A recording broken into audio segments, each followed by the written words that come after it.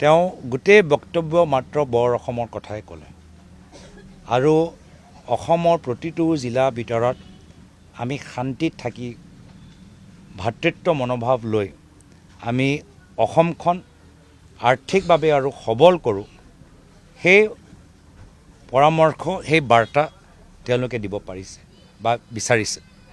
বৰ অসমৰ কথা তেওঁ যে উল্লেখ কৰিলে, মিলা প্ৰীতিৰ কথা যে উল্লেখ কৰিলে, সেই আছিলে তেওঁৰ বক্তৃতাৰ মূল বাৰ্তা, যিহেতু মই তাতে উপস্থিত আছোঁ।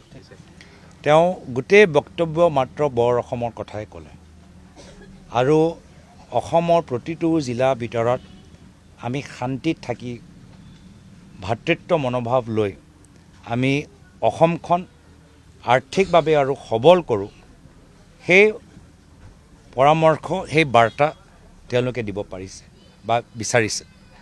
বৰ অসমৰ কথা তেওঁ যে উল্লেখ কৰিলে, মিলা প্ৰীতিৰ কথা যে উল্লেখ কৰিলে, সেই আছিলে তেওঁৰ বক্তৃতাৰ মূল বাৰ্তা, যিহেতু মই তাতে উপস্থিত আছোঁ।